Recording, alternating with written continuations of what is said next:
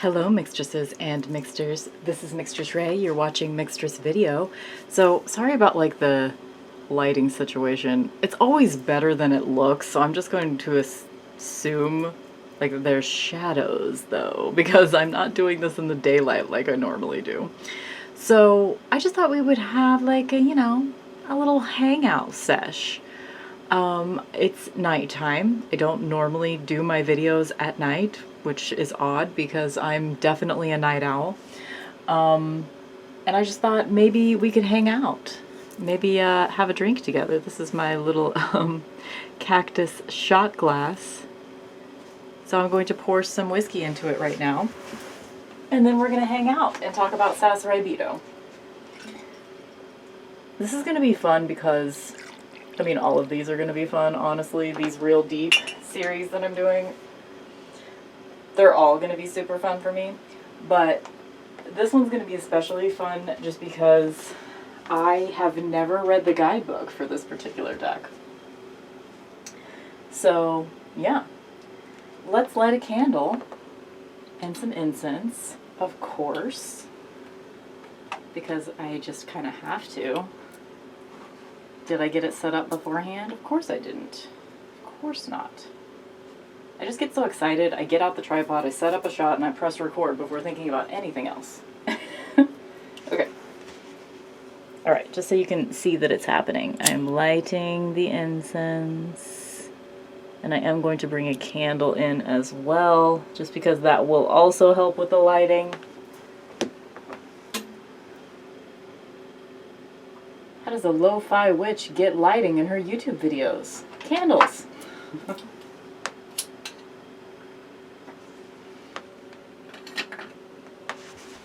Okay, so this is the part that has the shadow. It's kind of over here, so there we go.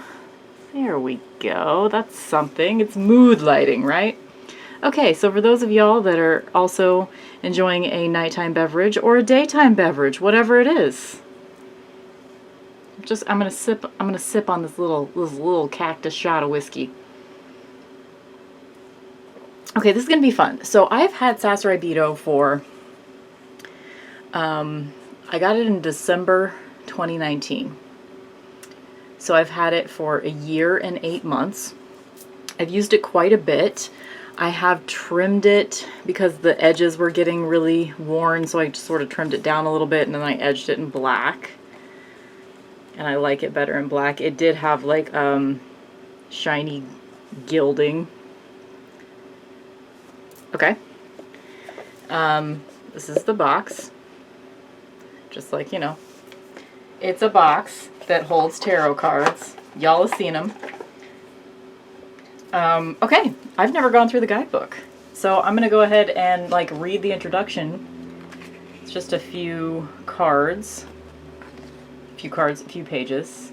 It is a short and sweet guidebook, which is my favorite kind. There's this really cute little photo of Stasia Burrington in the back. It's kind of, it sort of looks like the classic pixie portraits, I like how she did that. That's really cute. Okay, Sasuraibito Tarot. History. This 78 card deck is inspired loosely by the Rider-Waite deck. Contemporary living in the Pacific Northwest, and Japanese and Buddhist ideas. The Japanese word Sasuraibito most closely translates to wanderer. It's an older literary term that is falling out of use, meant to describe a person ever seeking, searching for a place of healing and refuge. This deck is designed to accompany the curious, wandering querent. Love that. Method. There is no wrong way to read these cards. I love it when a guidebook starts like that. You may forego these steps altogether and use your intuition to guide your reading. It's like, I took the time to write you this guidebook, but you don't have to read it if you don't want to. Thank you, Stasia. You may be a seasoned reader or an absolute beginner. This does not matter. There are many different ways to use this deck, and there are loads of sources online and at your local bookstore. Or library. That's my addition. You may even meet a witch who lives around the corner who can help you, which would be wonderful. But all you really need are open eyes and curiosity. Listen to what the cards say to you personally, and pick and choose the meanings that call to you. Here's a simple suggested breakdown, but do experiment with different methods and sources, and most importantly, have fun and ask lots of questions. Make some space, literally on a table or floor, and also in your mind. Take a moment to breathe and relax, and to mentally open some room for the reading. Shuffle the deck. Ask your question. Set your intention. This can be specific or open. You may simply ask for guidance. You may like to hold the deck while you do this. Take the top half of the deck to the side. You will be drawing from the remainder. Sorry, cut the deck. The reading. You may draw one card for the reading. You may draw a spread, or 3, 5, or many more. I like how just like loose this is. Like, hey, you could choose to do it like this, or not, or some other way, whatever. And then there's like some suggestions for different 3-card spreads. You can absolutely create your own design. It is important to remember that in spreads that suggest the future is not absolute and is only one of many possible future universes. You have influence over what is to come. The orientation of the card may have significance for you. Generally, an upside down or reverse card will represent a reversal of the card's meaning, or a reminder to be wary of the dangers or excesses to which the card points. Whether you read the reversals is up to you. When the cards are laid out, address each one and acknowledge how they make you feel and what kind of emotions or ideas come up. If you are already familiar with the cards and their assigned meanings, draw from that knowledge, and/or look up the interpretations of others. The relationship between cards can carry more significance than the meanings of cards in isolation. The cards are very useful for helping to notice how you are currently framing your life, and for bringing up tucked away anxiety, hopes, and desire. Take what you can from the reading and discard the unnecessary. Closing. Take a moment to thank the deck and yourself. Reshuffle the cards and return them to their resting place. Now, go do what you want. Damn it. That was going to be powerful if I didn't stutter. Now, go do what you want. I love that. I know I've read that introduction before, but I forgot how just like loosey-goosey, like, dude, here's some cards. Read them. Whatever. Do your thing. All right. Go play in the grass. Okay, bye. I just love that. The cards. These cards are arranged according to their historically assigned card numbers, with the Fool beginning number 0 and the World being number 21. The minor arcana are listed here in this order: Wands, Swords, Cups, Pentacles.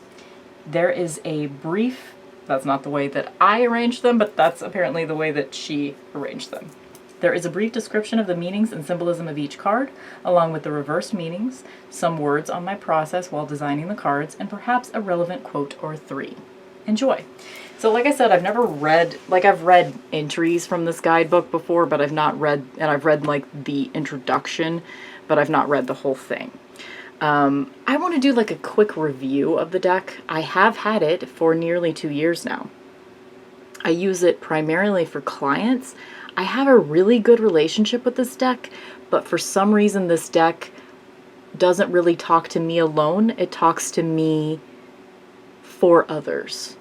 It's an interesting relationship. Like I have pulled it out for myself before, but when I pull it out for me, it's like this deck isn't for me, but it's for me in relationship to others. So this, this along with the regular RWS and Modern Witch are my 3 client decks. Those are the ones that, like, 9 times out of 10, I will pull one of those 3, and a lot of the time it's this one, because this deck is extremely emotionally intelligent and expressive, and it's a Page of Cups deck. It's overflowing with emotions and sensuality, and, like, it's definitely not me, but I still love it. I would put this deck probably on a top 10 list for sure. Maybe not a top 5, but it would almost get to the top 5. You know, it'd be like 6 or 7, something like that.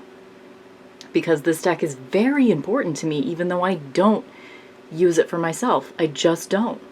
But that's okay.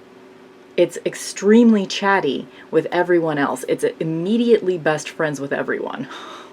It's like, oh my god, I've never made this association before, and this is only going to make sense to those of you that like Animal Crossing, but she's the Uchi personality type. If I were to assign her to one of the personality types of the villagers in Animal Crossing, she's the Uchi, the big sister. She just loves to come out and gossip and talk and like dig into your deepest, darkest, like especially love readings. Like this is an emotional deck. It's a lot of fun. Anyway, gonna take another sip of whiskey. And then let's start.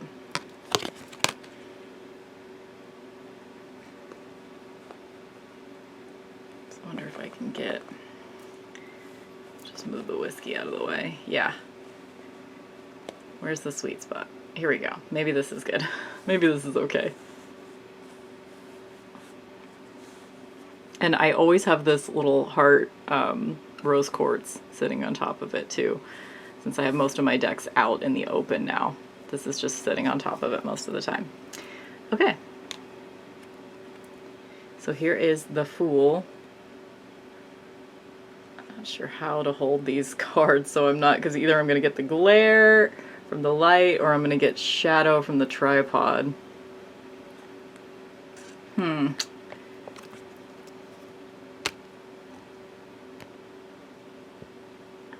This might work better to like angle it up a little.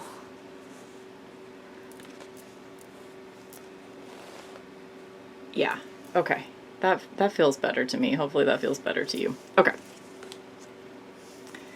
All right. So each entry has like, so there's the Fool, and then there's some keywords. Then there's a little like paragraph, and then there's the reverse meaning. I'm not going to read the reversals, but I'll read the rest of the content here. So we have the Fool, the Jester, Madman, Beggar, Sasuraibito. So this is the Sasuraibito right here. The Fool is at the beginning of our journey. While we'll commonly see being/acting a fool as a bad thing, in this sense, that is not so. The Fool has beginner's mind, has no strings attached, and is free of fear and preconception. He is the wanderer, childlike and innocent, able to take risks and be spontaneous. The Fool can represent a fresh start, a new path or beginning, and great potential. He is the spirit in search of experience, open and unaware of his own supposed limitations. So most of the time with these real deep, I'm not going to read the entire thing. Like, I'm not really as interested in the meanings of the cards, more the symbolism in the cards. But in this case, because this is such a short and sweet guidebook, I'm most likely, like, I'll skip over little sentences here and there if I think it's just talking about the meaning of the card. But a lot of the time, I might read the whole thing. And I think I will go ahead and read the little quotes at the end, because I just think that'll be fun. If your mind is empty, it is always ready for anything. It is open to everything. In the beginner's mind, there are many possibilities, but then in the expert's mind, there are few. Wow. And this is a quote by I know I'm going to mispronounce that. Ryu Suzuki. Definitely mispronouncing that. Absolutely no question. Okay. The Magician. The Magus, juggler. The magician is a skilled architect and manipulator. God, I have such a hard time with words. In control of his environment and surroundings. This card evokes talent, power, artistry, and control. The magician is capable and has the skills and knowledge to manifest his desired outcome. He is focused, determined, confident, and precise. He is resourceful and aware of his surroundings and has the creativity, energy, and capacity to shape himself, others, and the situation to his will. This card is one of action and initiative. The magician is commonly shown wand in right hand pointed to the sky, left hand pointing downwards, demonstrating his ability to bridge the gap between heaven and earth. This is similar to the Buddha's earth-touching mudra. The magician card is one of great personal power and self-determination. Yeah. The quote, artists use lies to tell the truth. Yes, I created a lie, but because you believed it, you found something true about yourself. And that's from Alan Moore in V for Vendetta, apparently. The High Priestess, Artemis, Persephone, Isis. I know her as the witch. The High Priestess is the archetype of the feminine divine. She is the otherworldly, full of magic and mystery, wise and intuitive. She has sound judgment and common sense and is in tune with personal truth. She is serene and introspective. The High Priestess represents love, relationships, mystical vision. In lieu of the scroll that she is commonly shown holding, she cradles an owl, a symbol of wisdom of the natural world. She is full of secrets and holds onto and dispenses them at will. She can make the impossible possible. She can represent the perfect woman in your life and can also represent being happily independent without a mate. The quote, a witch ought never be frightened in the darkest forest, because she should be sure in her soul that the most terrifying thing in that forest is her. Ooh, Terry Pratchett. I like that quote. I'm going to say it again. A witch ought never be frightened in the darkest forest, because she should be sure in her soul that the most terrifying thing in that forest is her. Hell yeah! I've always loved this High Priestess card, but now I love it even more. See, like, I hate that I have to, like, make these videos as an excuse to dive in to these decks that I've had forever. You know? You guys, I'm doing a depth year next year. I'm doing it. There's going to be a lot of spending quality time with things that I already fucking own. You know what I'm saying? The Empress. Demeter. Freya. The Empress is the mother figure, strong, protective, nurturing, and powerful. She represents love, lust, sexuality, pleasure, and fertility. She's the giver and creator, abundant in health, sensuality, material prosperity, satisfaction, and delight. She is caring and compassionate and fiercely loyal. She symbolizes nature, physical attraction, and comfort. The Empress is sensual and harmonious. How many times can we say the word sensual? She's commonly shown sitting on a throne within a field of wheat, wearing a starry crown and holding a scepter. My Empress sits directly in the field of wheat, the 12 stars in her crown representing dominance over the year. Ooh, I like that. Not just like the 12 signs of the zodiac, but representing dominance over the year. Yeah, bitch. You get that year. My Empress sits okay, I already said that. And instead of a scepter, she holds herself. She is sometimes associated with art, business, and the germination of ideas. The mother card may literally mean a mother, and her children may be literal children, but your children may also be your projects, ideas, or way of being. This is a card of opportunity and gestation. Take Your Pleasure Seriously by Charles Ames. Like of Ames chair? I'm guessing. The Emperor. The King. Boss. Dom. Okay. I don't know about that. The Emperor is the archetype of male energy, the authority figure, ruler, ego. He may represent a father figure. He is in a position of power and maintains his power with experience, organization, structure, and discipline. Stern, rigid, and commanding. He is a protector and a defender. I love that both of these cards called both the Emperor and the Empress protectors.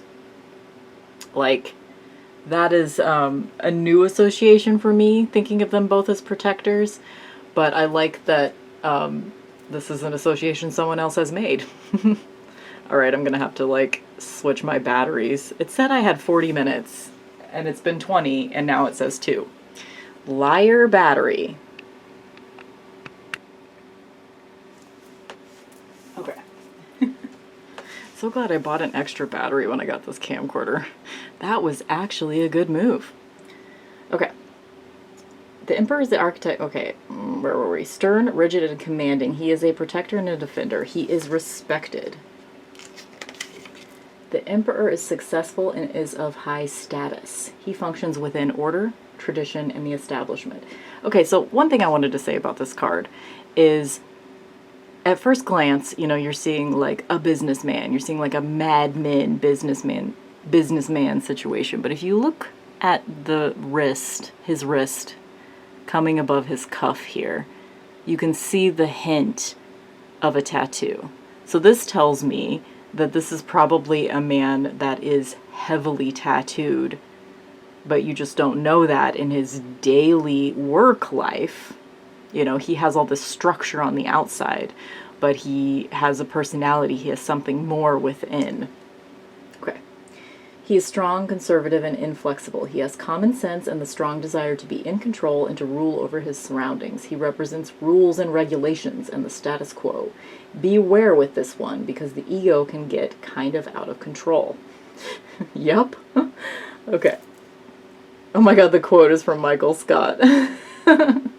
Would I rather be feared or loved? Easy. Both. I want people to be afraid of how much they love me. Oh my god. How have I never read this guidebook? I hate that I've never read this guidebook. Oh my god. Okay. The Hierophant. High Priest, Pope, and Shaman. The High Priest represents accepted belief systems, tradition, organized religion, and group consciousness. Ooh, group consciousness. I never really thought of the Hierophant like that, but that makes sense. Just like, I need to start like talking about my actual impressions of the cards before I start reading the guidebook, because I'm just like, I get in one mode and I don't talk about both, and I wish that I would. So I've never really liked this Hierophant because it just looks like too much like a traditional Hierophant. But now that I'm spending like a little bit more time just looking at it, I feel like me and this dude could have a good conversation about beliefs. I think I can accept him. Okay. His religion is traditional, conservative, ritualistic, and of the institution. While charitable and kind, respectful and formal, he is also in a seat of power and high standing. His motives are with motives of his own. The Hierophant's right hand is often raised in blessing, sacred texts clutched in his left. He can both enlighten and deceive. Question your idols, your sources, and your beliefs. Where do you place your faith? If you meet the Buddha, kill the Buddha. By Gautama Siddhartha. Apparently, the Buddha himself said that quote. If you meet the Buddha, kill the Buddha. That's funny. The Lovers. It's funny because like all the rest of them so far have had like several different like names for the archetype on the card, but under the Lovers it just says Gemini. Just gives that the astrology. I don't think it does that with any of the other cards. I guess we'll see if it does. The Lovers, as you may imagine, signify love, relationships, romantic or otherwise, physical attraction, and choice. The Lovers stand for desire, passion, harmony, pleasure, sexuality, and connection. There is romantic love, platonic love, altruistic love. Along with desire, there is impulse, temptation, doubt, and dilemma. There is chemistry. Communication is very important to this card. Union, passion, sexuality, pleasure, humanism, desire, personal belief. It's a lot. Individual values, physical attraction, connection. This card represents you with the power of your choice. It suggests taking action that makes us feel whole and being with those who make us feel whole. Ooh, I like that. It suggests taking action that makes us feel whole. So that's what the Lovers is. It's moving towards something that makes you feel whole, whether that's another person or some other choice in your life. Lovers, friends, adversaries, each one teaches us. Each one stretches us. This card is a reminder that we need others to become fully human and that we don't exist in isolation. There is no shame in being hungry for another person. So that quote is Augustine Burroughs. I've read a few of his books. The Chariot is the warrior. I've always had problems with this card because this horse looks angry to me. I just wish he looked a little bit happier. The Chariot card signifies victory over your opposition. Through strength of will, determination, self-confidence, and control, you will succeed in your campaign. This card represents a battle that can be won. Being a battle, the tactics are militaristic, and you need bravery, conviction, and discipline to lead to eventual success and recognition. If you have a current obstacle, this card can be a suggestion to brace yourself, hold steady, and power your way through the conflict. Okay. This quote is from Ron Swanson from Parks and Rec. Never half-ass two things. Whole-ass one thing. Oh my god, why have I never read this guidebook? That's the takeaway for this whole thing.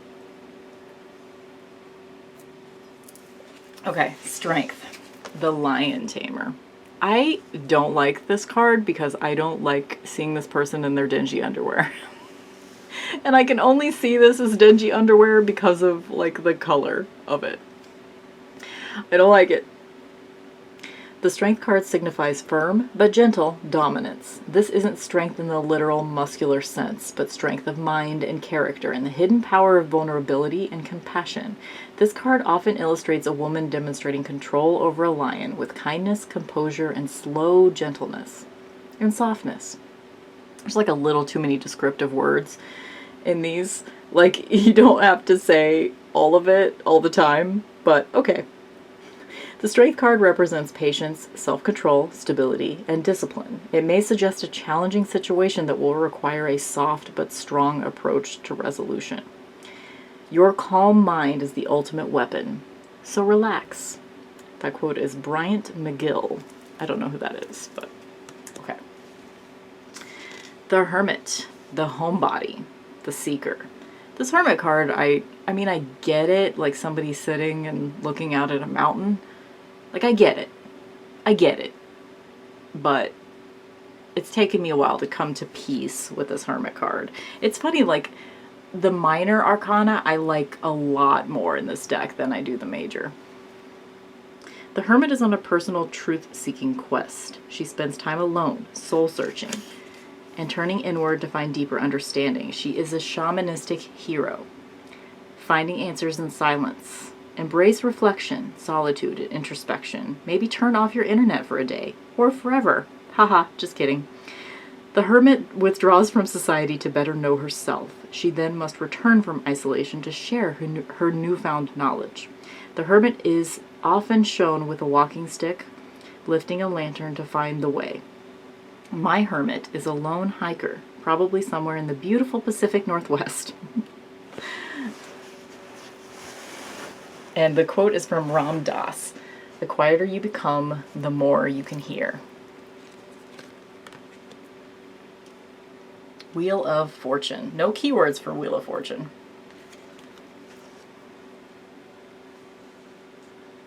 The Wheel of Fortune is the card of destiny and signifies an element of change. For example, a change in position, fortune, or mindset. This turning point is an opportunity and holds great possibility. This is the Fate card, the Destiny card. It invites you to allow for forces beyond your control. Ooh, I like that sentence. It allows for you... Wait, what?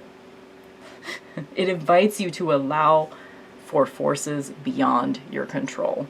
This could be a sudden expansion, big development, or unexpected events. This is a card of action, expansion, speed, and change. The wheel often is marked with the letters R-O-T-A-T-A-R-O, which stands for the elements earth, air, fire, and water. See it for what it is, not what you want it to be. Quote from Sonia Tiklai.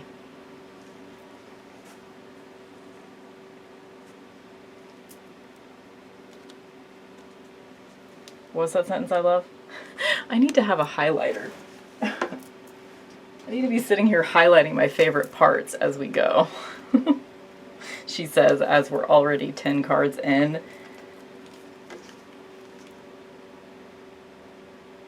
It invites you to allow for forces beyond your control. I love that.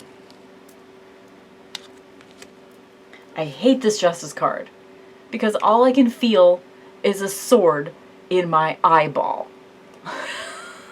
I hate it. Justice, Athena. The Justice card concerns the law, both of state and of spirit. It's a reminder to be lawful and fair and asks for impartiality, objectivity, and cold analysis. This is the card of the Stoic. It is critical, distant, and intellectual. I'm going to start skipping over some of these extra descriptive words. I am reminded of the weighing of souls against a feather, and also of the sword of Damocles. As with all of these cards, justice concerns balance. But what does it mean for something to be fair? Quote, "What you allow is what will continue," by Asgrai Bebli Josland. Ooh, definitely mispronouncing that, but there it is. Sorry for the shadows, guys. But I do like that quote. I'm going to highlight it. What you allow is what will continue. Ain't that so true? I'm going to have to go back through the first few cards in this deck later and highlight the other things that I really loved.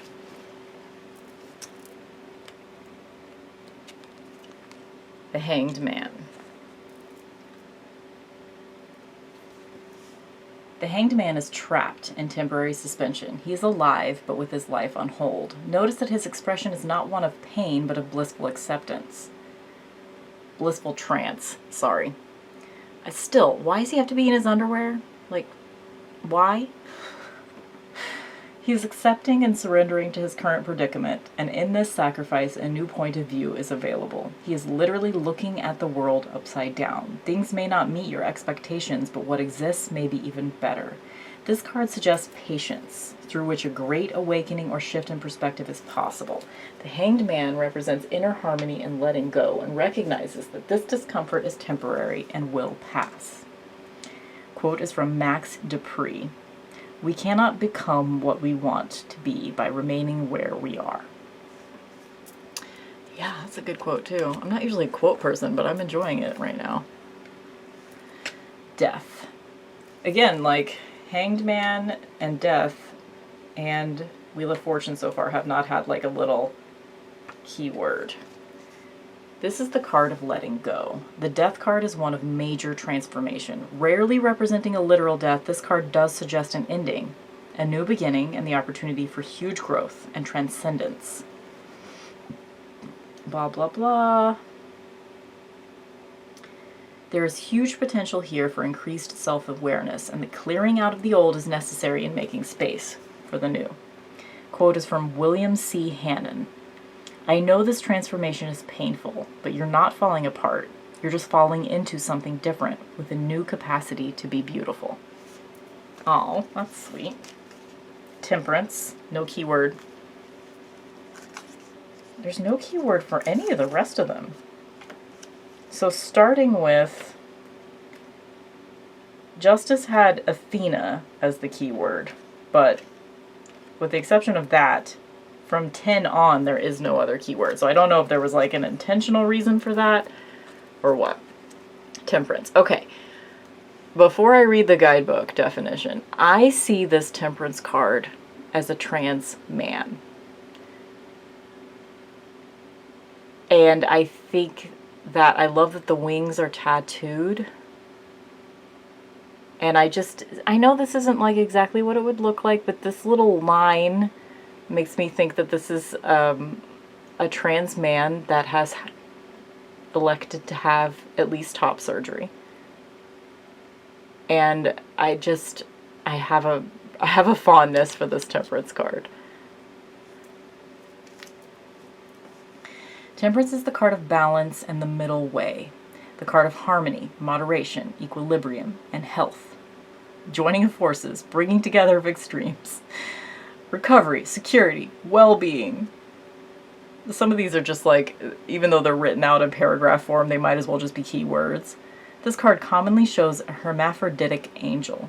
showing a balance between genders. Okay, so, yep, okay. Pouring liquid from one vessel to another. Sometimes water into wine, sometimes cold water into hot. This is a blending / synthesis of opposites.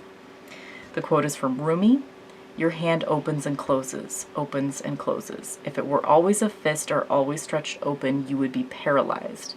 Your deepest presence is in every small contracting and expanding, the two as beautifully balanced and coordinated as birds' wings.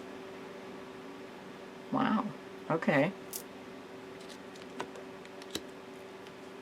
The Devil. I know that this is like a trend with modern decks to just have like an attractive man as the devil card.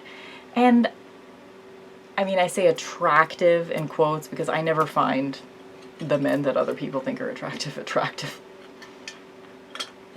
But, I guess I shouldn't say never, but I say mostly never. I don't know, I can work with it, but I'm kind of sick of seeing it. Like, I'm done with the whole attractive man as the devil. Like, I really, really don't like the one in the Chris Ann deck, Lightseers. I really don't like that one at all. Like, it bugs me. Okay, it's just my own personal gripe. The Devil represents desire, earthly needs, lust, and the attraction of material pleasure. The devil is highly seductive, and the danger here is in giving into desire to the detriment of your health, growth, and the impact on yourself and those you love. Addiction and compulsive behaviors are risks of overindulgence. The devil's temptation will appear as your great desires. The devil is everything you want, but in imbalance. The devil can lead to vice, weak will, anxiety, depression, anger, doubt, pessimism, and ignorance. On the flip side, fear of the devil will result in becoming too controlled, calculated, and dispassionate, restricting you from possibility and any pleasure. Quote is from Osho. Mind, a beautiful servant, a dangerous master. The Tower. I've said this before, but I love tower cards that have trees in them, and I especially love like the sort of like sacred circle of the dead surrounding the tree. I think that is just extra meaningful for this card. The Tower card is a violent one, often showing a tree or man-made tower being struck by lightning. The event is catastrophic and foundation shaking. This card suggests disaster, sudden change, and disruption. It can mean danger, crisis, chaos, and hard times. It may be uncomfortable. The Tower suggests an explosive transformation, which can lead to disillusionment and an ego blow. But this also offers up liberation from old structures and revelation and freedom. The discomfort here comes from reality not conforming to expectation. Okay, highlighting that. The discomfort here comes from reality not conforming to expectation. You may need a new approach to thinking about a problem. Quote is from Cynthia Occelli, Occelli. For a seed to achieve its greatest expression, it must come completely undone. The shell cracks, its insides come out, and everything changes. To someone who doesn't understand growth, it would look like complete destruction. Nice. The Star. Oh wait, I was wrong. The Star has keywords. Okay, so I don't think there's like a rhyme or reason to like what has little keywords and what doesn't. The Astronomer, the Navigator, and the Explorer. So this is more of like an old school Marseille star card, right? Because those used to be, or at least certain depictions of the star card were astronomers. The star is full of hope, joy, lightheartedness, and free-flowing love. It is optimistic, trusting, excited, and inspired. The Explorer is open-minded, serene, and generous. As the card directly after the Tower, the star represents the calm after the storm. So this quote is attributed to the number 22. So I don't know what that reference is, but what would you ask for if you knew the answer was yes? The Moon. The Moon card is considered romantic and beautiful, yet a poor light source, as we can see demonstrated in this video with terrible lighting. As such, it is considered to be full of illusion and prone to fantasy. This card is associated with sleep patterns and dreams, so fabrication, deception, and a lack of clarity. The moon is also associated with your shadow self and tendencies to project your fears and insecurities onto others. Examine your ideals to see if they are unrealistic. Use intuition and creativity as your guides. Things may not be as they appear, so cross-examine assumptions. Pima Shodron is the quote. You are the sky. Everything else is just weather.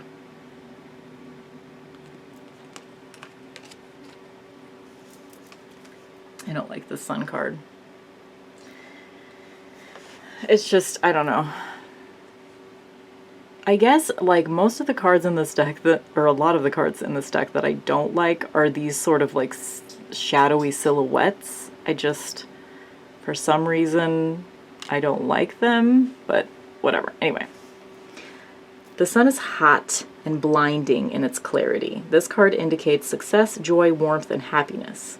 It is simple, brilliant, enthusiastic, indicative of good things and positive outcomes. This card indicates attained knowledge, personal power, and enlightenment. Quote is from Bill Murray. Life is so damn short. For fuck's sake, just do what makes you happy. That's good. Judgment. I really love this Judgment card. Let's zoom in a little. As the stack gets shorter, we must zoom in.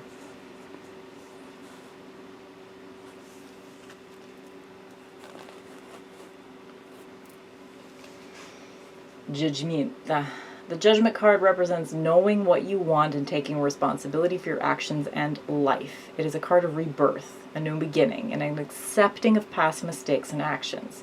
Judgment is a card of release and reconciliation. It is an inner calling and possibly a signal of impeding judgment, such as that of postponed decisions. Interesting, in the guidebook, Judgment is spelled without the E after the G, but on the deck it has the E. I guess it should be noted that there have been several more printings of this deck since I got this one. This is the 5th printing from 2019 that I have. I think they're on like the 7th, 8th, or 9th printing at this point. This card is commonly illustrated with an angel blowing a trumpet and delivering judgment onto those below. I chose to paint a woman emerging from a pile of blankets like an insect out of a cocoon. She is the master and judge of her own transformation. Oh, I love that so much. There are 2 quotes with this card. Socrates, the secret of change is to follow all of your energy, not on fighting the old, but on building the new. The other quote is from Louis L'Amour. There will be a time when you believe everything is finished. That will be the beginning. Wow. I didn't know Louis L'Amour had knowledge to dispel. I just thought he wrote like westerns or some shit. The world. The world represents the fulfillment and the successful completion of a cycle. This card shows up when the world is ready for you and wants what you have to offer. This is the last card in the major arcana and as such signifies wholeness, satisfaction, and accomplishment, prosperity, and contentedness. The quote is from Eckhart Tolle. You are the universe, expressing itself as a human for a little while. I almost want to like keep this guidebook out and just like read the quotes for my clients whenever I pull the cards, just as a fun little extra.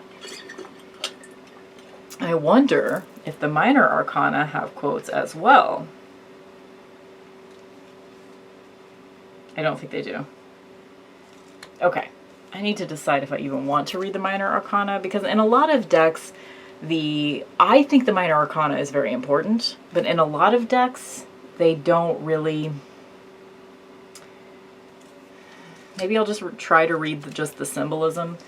So here, I like that this wand is kind of like drawing a labyrinth, that it's going to be a winding path, but you are directing that journey. You are guiding the wand on its path.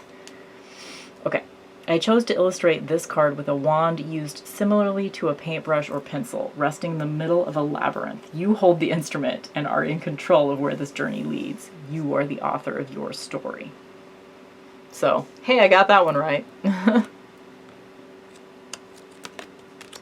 I love this. Are we looking at runes here? I don't know, but I really like the minors in this deck. I really love, especially when they're more pippish / abstract like this. I just think they're so beautiful. In the background, I have a Vegsvizir, an Icelandic protective and guiding symbol. Ooh. Okay, gotta highlight that. This card points to travel and making bold decisions. Two wands entwined over each other are meant to show finding and gaining strength from yourself. And I'm skipping over just so you guys know, like each of the minor arcana has almost as much content as the major. There's like there's some keywords, there's a paragraph, and there's a reverse meaning. The only thing that's missing really is like the quote. I love this too, because I think of the threes as portals, as I've said many, many times, but this card I show a simple bound teepee structure and a bright horizon. Along with the previous two wand cards, the Three of Wands is setting you up for an adventure. Setting you up with a fire and shelter so you can explore from a place of stability. I'm going to try really hard to go faster, guys, because I know we're already almost at an hour, and I thought this one was going to be short. I was so wrong. Four of Wands, the lucky card in the deck! Exclamation point. This card shows a stable structure floating in a starry sky. It is time to enjoy the results of your hard work, to celebrate a milestone, anniversary, or to just have a party. This is a super positive card, one indicating joy and fun. The structure with its four sides resembles a home. Yeah, love it. I love this too. This kind of reminds me of the Five of Wands that's in the Raven's Prophecy deck. There is confusion and communication difficulties. There are butting heads and experiencing discomfort and frustration. There may be many different viewpoints and ideas in play. The Five of Wands on this card are bursting into flame from the friction. This card can be a call for patience, blah, blah, blah. Okay. Oh my god. You guys, I'm such a dumbass. That time that I was like, okay, this quote is attributed to the number 22. I was seeing the fucking page number at the bottom. Either whoever is attributed to that quote was just like left out accidentally or on purpose. I don't know, but there was no one. Oh my god, I'm such a dumbass. That was the page number. Okay, beautiful. Love it. Love the 6. External validation, self-esteem, and pride. The 6 wands point chin up to the bright sun and a circular rainbow, a sun halo. Wands are flowering and beautiful and proud. Love yourself. Pat yourself on the back for the results of your hard work. That's nice. Love it. I like this like sort of rainbow circle instead of the wreath, you know? But it still like evokes the same idea.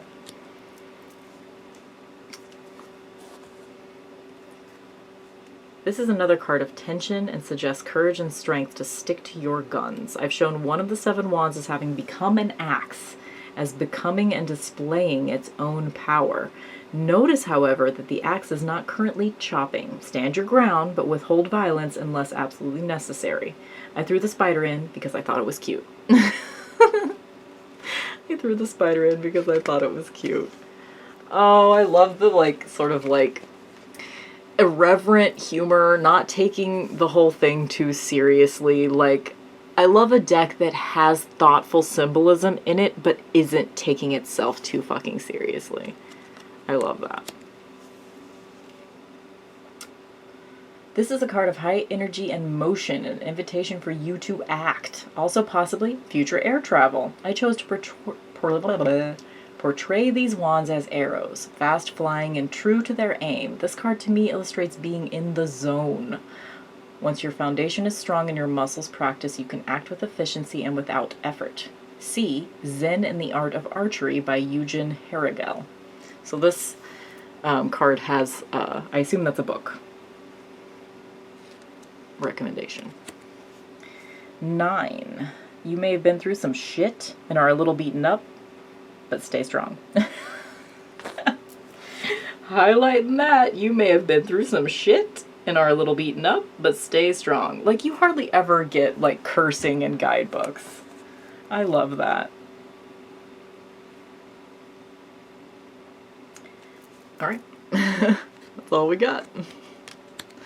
10 of Wands. The man on this card feels the weight of a huge burden. This can be caused by giving too much, being a yes, man or woman, and a need to please others. You may be feeling weighed down. Okay, blah, blah, blah. Yes, yes, yes. Okay, we know all that shit. Okay.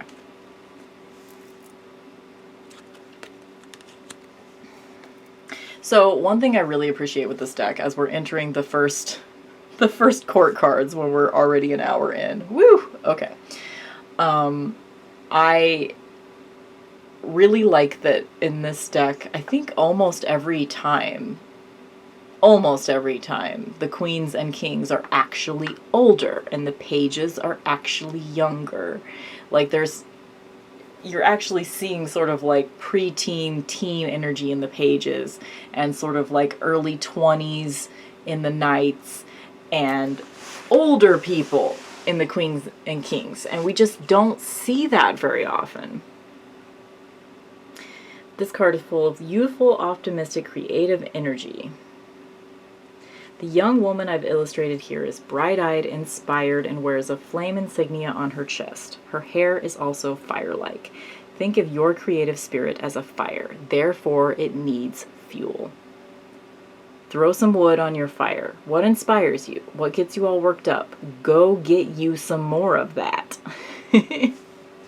Go get you some more of that. Knight of Wands is seductive and disarming, and he knows it. They are adventurous and spontaneous with contagious energy. They want to be in the middle of the action. Danger be damned.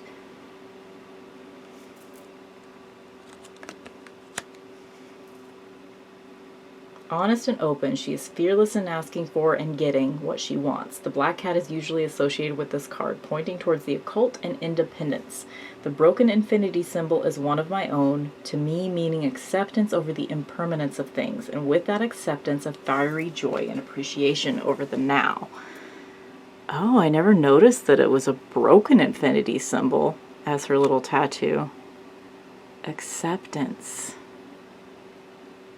is one of my own, meaning acceptance over the impermanence of things. Nice. Gonna highlight that.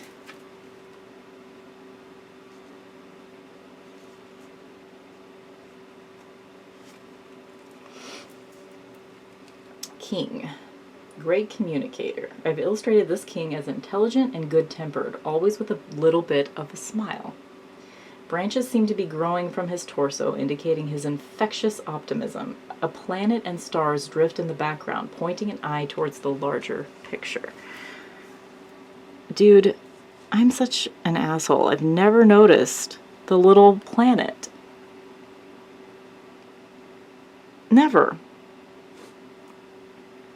Or the fact that branches are growing out of him. Like, I think I just kind of I don't know. I don't know what I do. What do I fucking do? Why do I have to be called to the details on a card to actually notice what they are? It's like, for some reason, my eye always goes to the same thing in a card every time, and it's like I don't see the whole picture, I don't see the other details.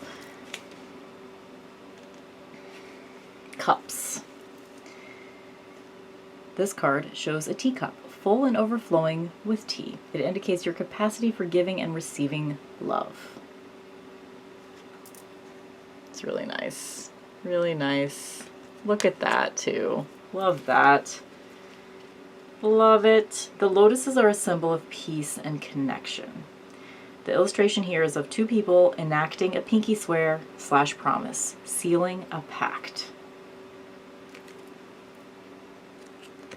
This is my favorite Three of Cups, like, ever.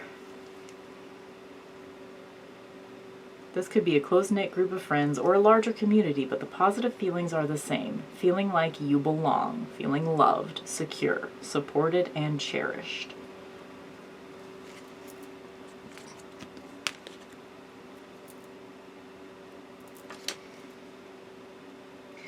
The illustration shows a woman with closed eyes, willfully shutting herself off to the world, unaware of the 4 delicious cups of coffee, or your beverage of choice, mysteriously hovering off to the side.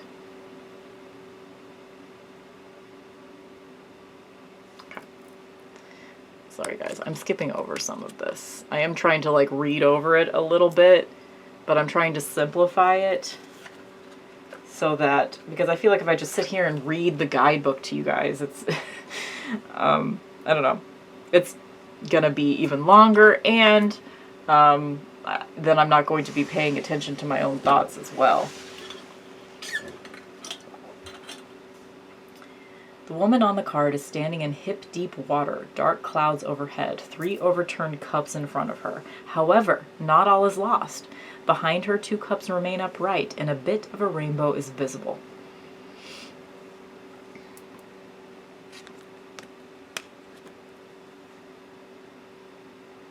This card shows a young person looking up in awe at the flowers and butterflies overhead. The plants sprout from his or her chest.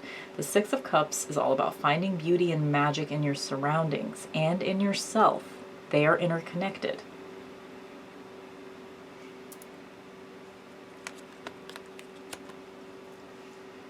The woman on this card is confronted with many options, having difficulty making a decision. She's surrounded by clouds interfering with judgment. Some cups are dangerous, some are beautiful, some are both. Ooh, which is dangerous and beautiful? I guess the snake. The snake is dangerous and beautiful, and maybe one of those plants is poisonous or something.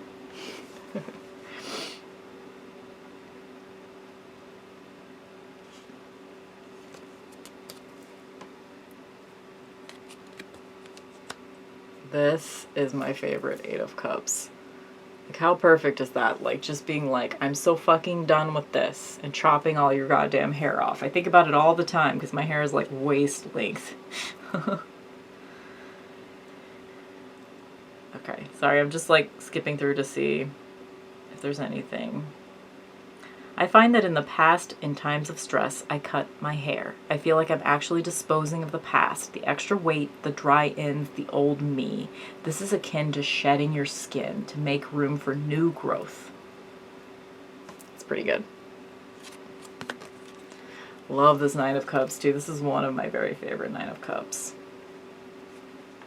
The woman on this card is reveling in and finding massive pleasure in her body. This card is an invitation to treat yourself and to explore what feels good.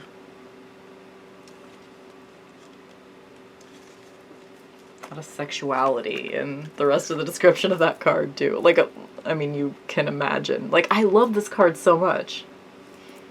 But it is this is just the self-love 9 of Cups. Like, getting everything you want means learning to love yourself. That's what this card says to me. How perfect is this, too? Like a campfire moment as your 10 of Cups. I've illustrated the scene on this card to reflect my happy place, being with friends and family under the stars in front of a campfire. I mean, that's it. Like, what's happier than that? What's more content than sitting around a fire with friends and family having good conversations? The young woman on this card holds a key, showing that her heart is easy access. Feelings flow easily for her, and she is good at listening to her heart and gut. What's up with the bow, though? I've always been kind of like, what's up with the bow? Like, instead of an arrow, she has a key. Like, she's the Cupid, and she's going to shoot the key to her heart to anyone? Okay.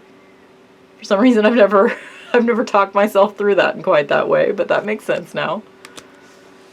I love this Knight of Cups. I love it so much. My Knight of Cups doesn't really read, but this still kind of reminds me of him in essence a little bit, even though it doesn't look like him at all. I've illustrated the Knight of Cups as a lover of literature and tea. He loves to drown in poetry and drama. He has refined tastes and a thirsty soul. This is the card of the hopeless romantic. Yep. Perfect. Love this Queen of Cups. Are you gonna focus? You better fucking focus on her. Is it happening? Okay. There we go. This card shows the Queen holding a large cup full of water in which the stars are reflected. Her well of loving kindness is seemingly bottomless. The love represented on this card is deep and unconditional. Oh, the Queen is an empath, in tune with her spirituality and her understanding of the interconnectedness of the world. Guess what? Check this dude out. Is that not the best King of Cups you've ever seen in your life? Oh my god. Emotionally mature, a kind father figure. He is pouring you a hot mug of something delicious. He is interested in hearing everyone's opinions and viewpoints without judgment. He's relaxed and self-controlled. He probably meditates. I see the King of Cups as a charming, world-traveled grandfather, sharp-witted, open-minded, and delightful. Oh, he is so delightful. This Ace of Swords kind of bugs me. Like, I get the idea that the sword is cutting through the hair, which means you're the mind that is perceiving the truth cutting through through the curtain of your own hair. Like, I get the concept, but I just kind of don't like it aesthetically. I show a sword upright, strong and clear, slicing through a dark fog. Okay, so maybe it's not supposed to be hair, to reveal a beautiful dawn/dusk sky. The sword is dispelling dualistic black and white thinking and exposing subtle shades and colors. Set aside assumptions and gut feelings to cut towards what is underneath. The woman on this card has her head down, swords held out in front, blocking her eyesight. A dark crescent moon looms overhead. The Two of Swords warns of willful ignorance. It feels safe to stick to what you already know, to hide uncertainty or weakness, and to close your eyes. Okay, I don't see it that way at all, so I'm just gonna skip over that.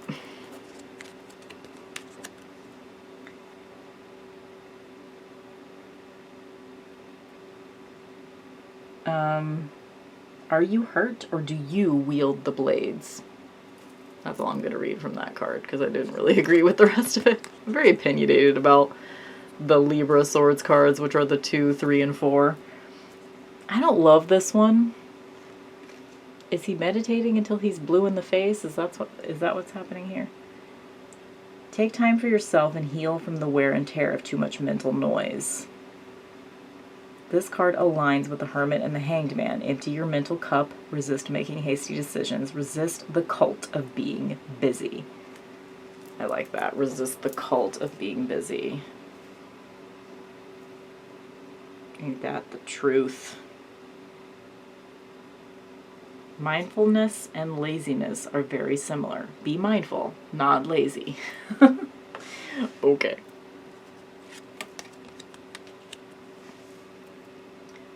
This one works for me because I think of the Five of Swords as a self-sabotage and self-isolation card. So having knives on your hands means that if you reach out to someone, you're going to stab them. So that makes sense to me. Tiny swords attached to the fingers here show that your actions have consequences, and by asserting your wants, needs, and viewpoints, others may be hurt. Sometimes this fear will keep you from sticking up for yourself, in which case pain is still being dealt just to you. This is not fair either. Use your personal power to stand up for yourself, your loved ones, and your beliefs while being mindful of the possible pain that you can inflict. Okay. Kiki, my cat, keeps her claws in unless she is super pissed, and then she's not afraid to use them. Be like Kiki. Okay. Highlighting that.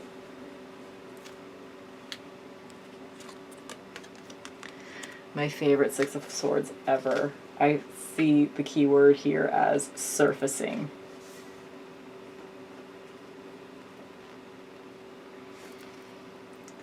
The woman in this card has her face above water, spikes below.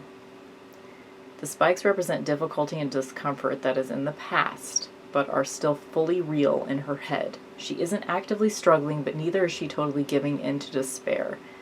Things feel neither terrible nor great. Take courage. Though things may now look bleak, she is breathing and looking upwards. Okay. This may be an opportunity for a rite of passage.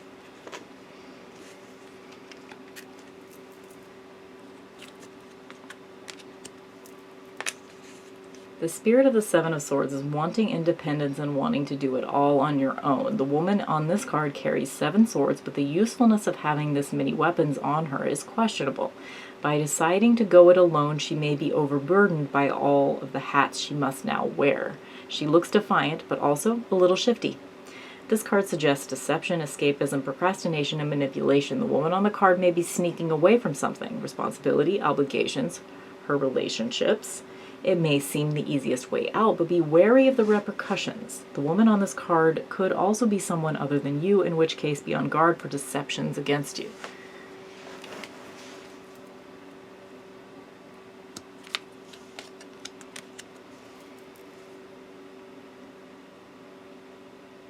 This card shows a man bound and surrounded by swords. His eyes are closed and he looks uncomfortable. He feels weak and believes in his powerlessness. Okay. I mean, that totally makes sense for the Eight of Swords, but I've just never thought about it as like part of the belief structure. You believe that you're powerless, but it is clear to everyone else that you're not. Wow. I don't know why I've never quite looked at it from that particular angle before. It's obvious to everyone else that you could get out of it, but it's not necessarily obvious to you. Recognize that the restrictions are of your creation and therefore under your control.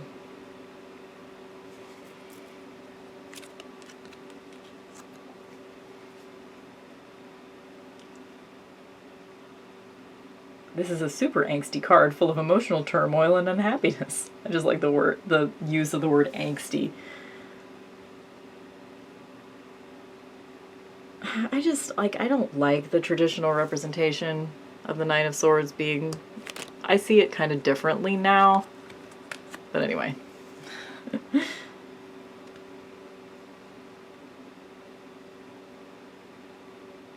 The man on this card lies prone, shot through with 10 airy swords. It may feel like the end, but again, the swords are a symbol for thoughts and ideas.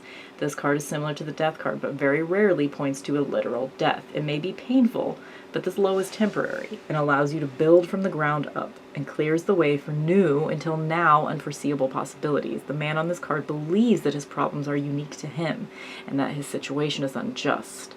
This card suggests stepping back and searching for the bigger picture.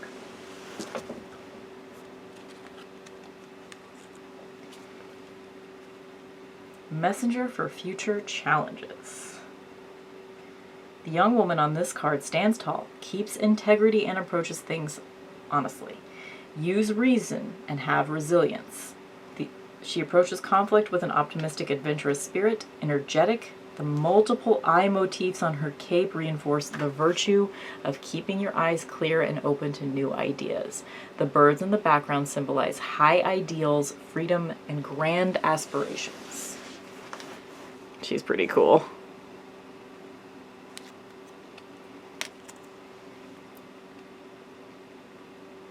Though perhaps not the most tactful, she is frank and clear about her actions and moves swiftly to cut through bullshit to get stuff done. She works logically a la Spock, intelligent, authoritative, and blunt.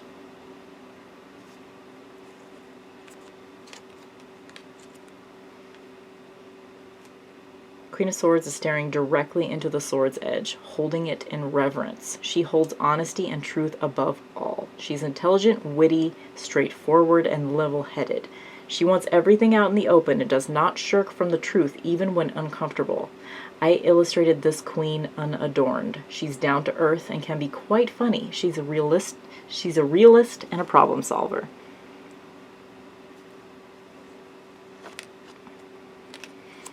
To me just looks like Link. So this is like the youngest king here. I chose to illustrate a young king. Oh, hey, there's an explanation for it. To suggest a young, curious mind. He rests on an old sword, clearly used, probably an inheritance. Okay, yeah, I never really noticed that, but there's like this little nick in the sword there, so you can tell that it's old. He respects the wisdom of those who came before, while also looking ahead to forge new ideas for the present. He dresses humbly, with the exception of the night sky peeking through as the inner lining of his cape.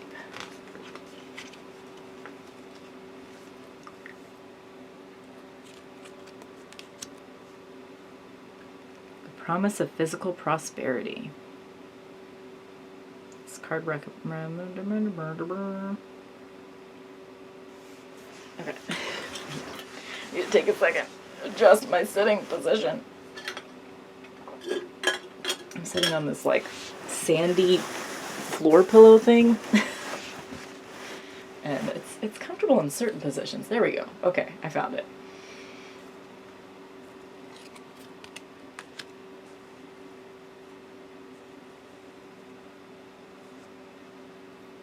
Okay.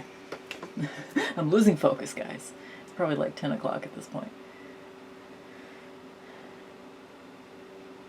Yeah, this doesn't really say anything besides just general meanings of the card, so I'm going to skip over that one.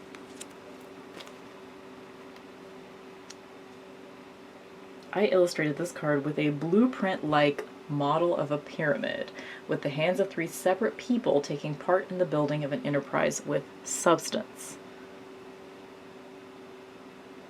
Specializing in combining forces with other experts can result in an outcome that is more than the sum of its creator's contributions.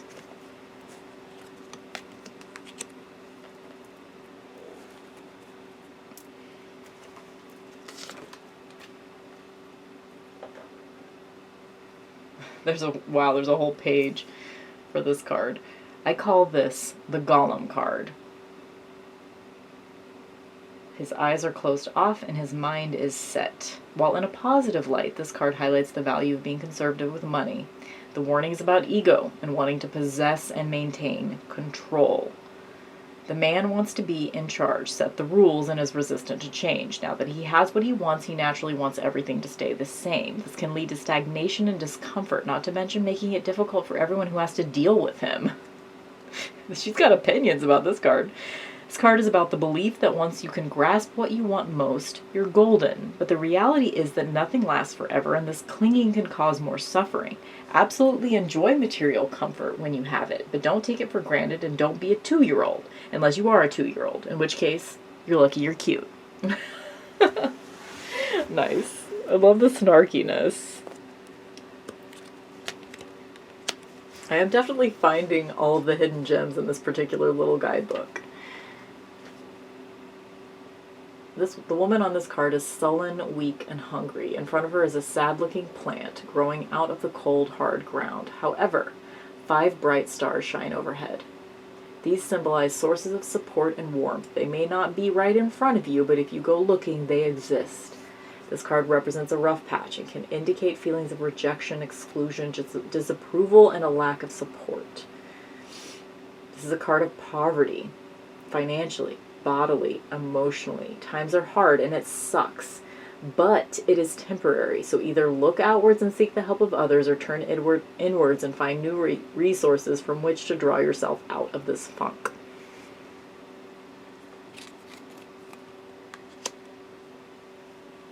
Love this. An exchange of some kind takes place on this card. It appears that some substance is being passed from one individual's mouth to the others. Yep, that's how it appears. You will either receive or give something of great value. The black line symbolizes this gift: money, knowledge, assistance, and power. At first glance, it appears that the person on top is the giver and the person below the receiver. But is this really the case? Teachers learn from students. The card is an invitation to question our assumptions about the appearance of balance. There is a subtle interplay between the giver and the taker. Who are you in this equation?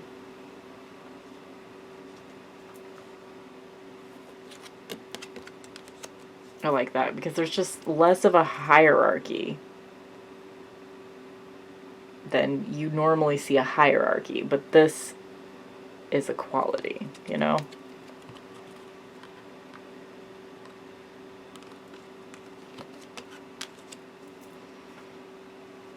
The woman on this card stands in her garden admiring the flowers that she has nurtured. This card indicates prosperity and a return on your investments, either financial, material, or emotional. Hard work. Okay. Looking for either snark or or descriptions of the symbolism on the cards.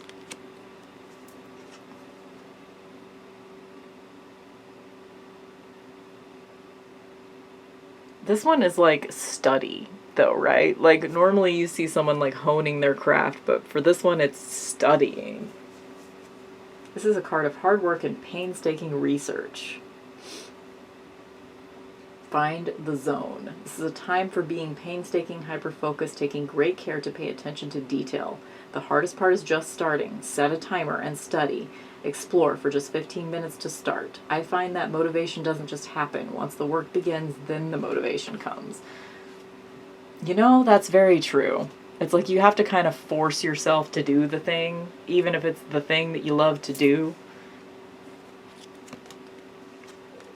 This is one of my very, very favorite Nine of Pentacles.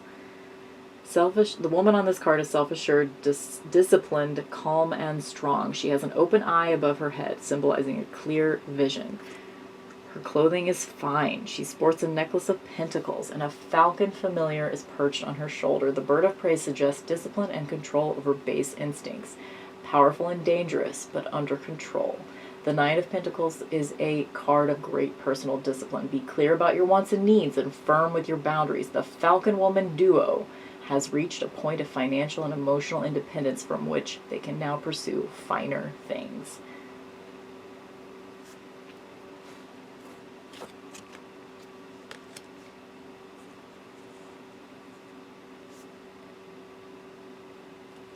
It commonly shows a nuclear family, affluent and secure. I've illustrated a somewhat silly, ideal to me grouping of a couple plus canine companion finding strength and balance. This card signifies having made it materially and enjoying stability and comfort. Fully enjoy this space and recognize that your success, while in part because of you, is also due to something bigger. That's pretty good. I'm going to highlight that. Fully enjoy this space. Recognize that your success, while in part because of you, is also due to something bigger.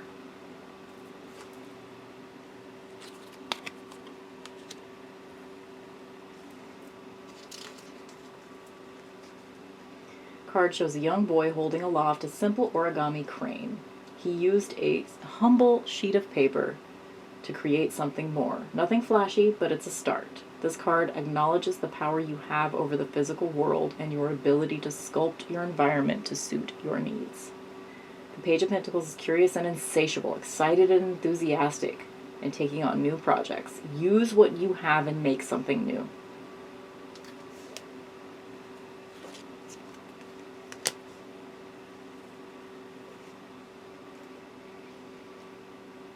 The knight is out working in a field under the hot sun, enjoying the work. He follows the rules, sticks to the plan, and toils on, being sure of the eventual fruits of his labor. His method is not glamorous or original, but it does work. This is my grandpa's card. And this makes sense for him. He is such a hard worker, and he genuinely enjoys working hard. He is stubborn, obsessive, and a realist. He is also cautious and prudent. Though a hard worker, he can be rather a stick in the mud. My grandpa isn't too much of a stick in the mud, but... Love this. Mother figure, open-hearted and giving. She cradles a pair of rabbits, symbolizing fertility. Behind her are ridiculously large sprigs of rosemary. She is trusting, trustworthy, down-to-earth, and resourceful. Pillar of support. Secure and shares her security with others. She bears pentacle tattoos on her shoulders. Her material prosperity is in proportion to the love and hard work that she creates by her own means.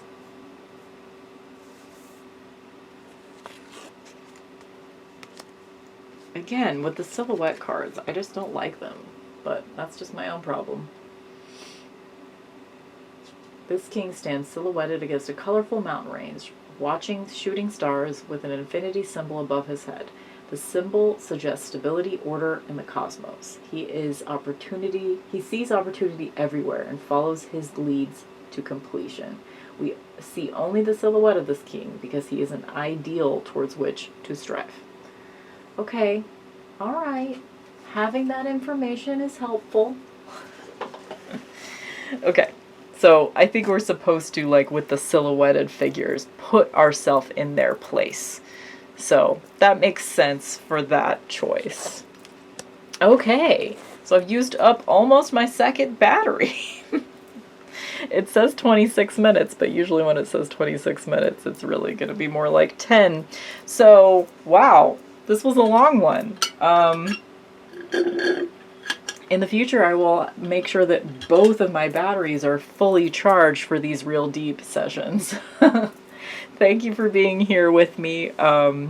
This is a great deck. Like, I'm not really here to sell decks whenever I do these explorations, but I recognize that, like, it's going to make some people want the decks. As far as just a description of the personality of this deck, like I said, it's very emotionally open and available. And there's a sexuality in this deck too, which is not something that I personally connect with, being an ace person, but I recognize something in it. You know, I recognize that this is a deck that's made with love. This could even be a deck that could be helpful towards someone that is healing from some sexual trauma, I think, because you can particularly with cards like the Nine of Cups, you can sort of like